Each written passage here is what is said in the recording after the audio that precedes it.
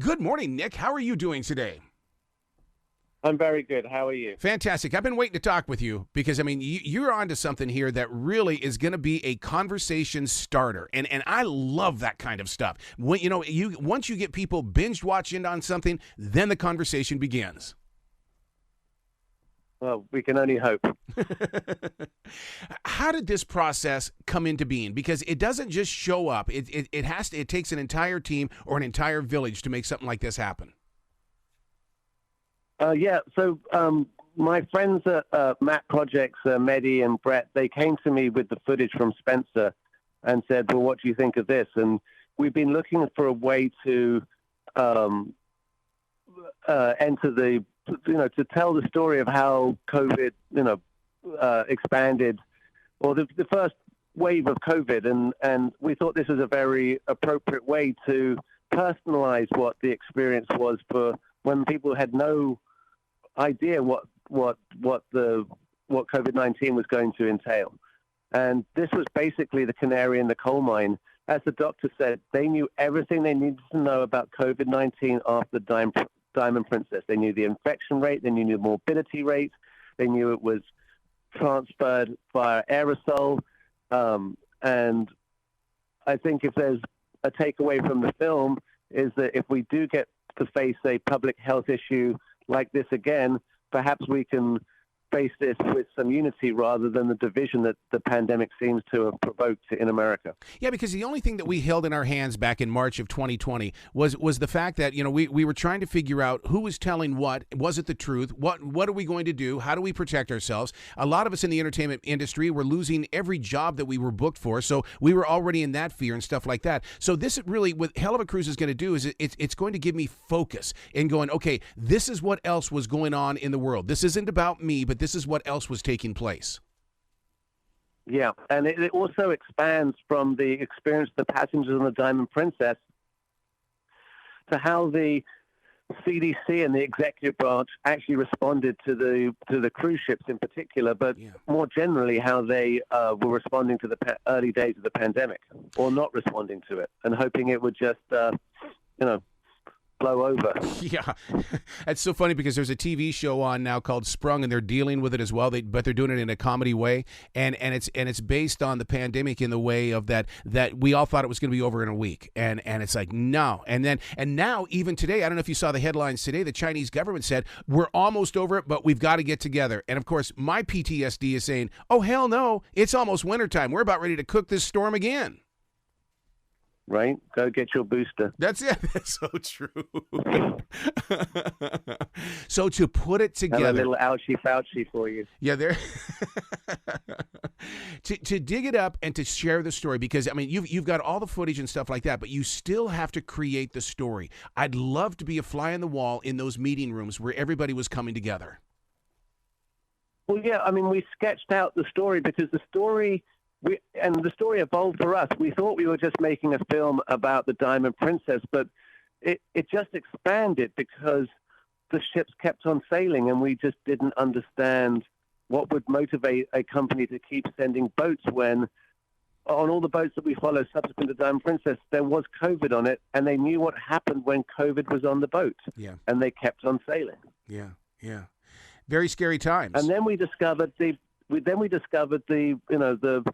that cruise ships are an interesting phenomena because they're not actually American companies. So the boats are registered in foreign ports. So when you step on a cruise ship, you've lost your rights as an American consumer. You are now subject to maritime law.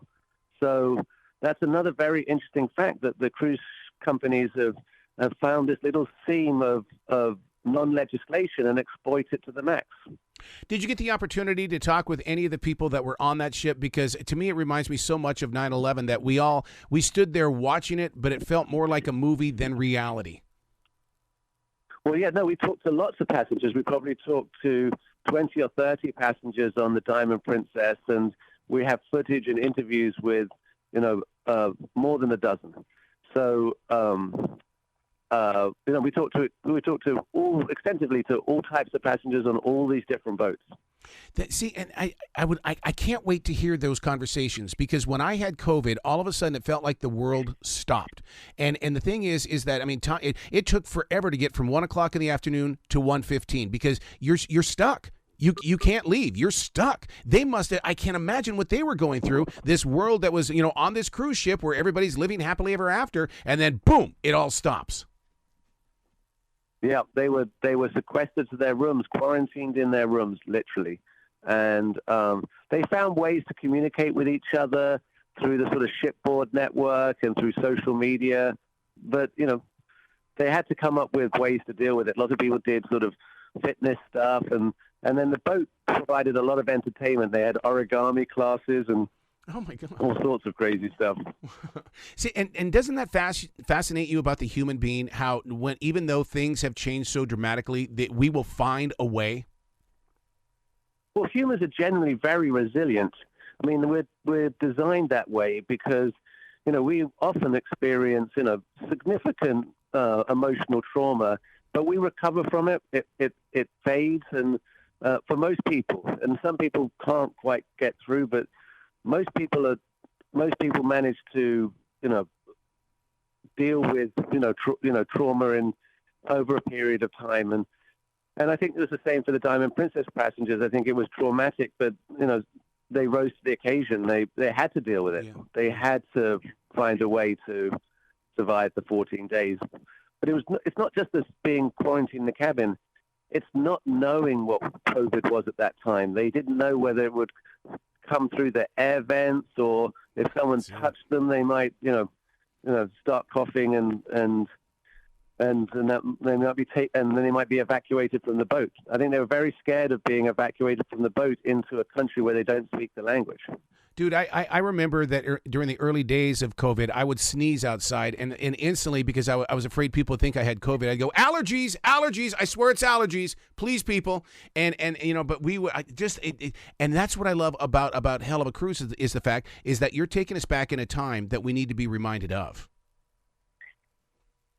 Yeah, we're trying to evoke that moment because not to provoke, not to reintroduce a trauma to people's life, but to re-examine that in context, because a lot of people saw this the beginning of the pandemic just from like the news or the newspapers, and you get that in microbites. But when you put things in context, it becomes a lot clearer of people's intentions. So you can see really how the federal government responded to the crisis through our film, through the lens of the cruise ships. As that journalist, as that storyteller, and pretty much I'm going to call you an archaeologist as well, because you know how to dig up a great story. The thing is that how do you deal with all of these sudden changes and the things that we've been going through for the past 25 years? Because, I mean, you're right there in the center. Well, we dig up stuff, but we also have to, as journalists, have to try and predict what's going to be an interesting story in 18 months or 2 years' time. Yeah. And that's why, I was a witness in the first congressional hearings, because we looked at the election in the same way. We these 64 days between the election and January 6th, we knew were going to be important in the long run for America. Yeah. Do you find yourself getting prepared for the next elections, even this year as well as 2024? Oh yeah, we're making a film. We're going to go, and we've been invited to film in a county that was very hotly disputed in the presidential elections, because we want to see how the election actually works, like how people vote, and we're looking forward to that. See, you become the voice of the street, and I'm so proud of you, Nick, for being that person.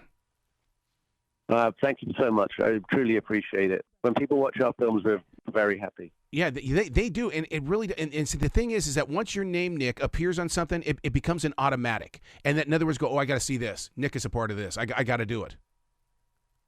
Oh, that's I'm honored. Thank you so much. You be brilliant today, okay, sir? Yes, thank you so much. Thank you for the interview. That was awesome.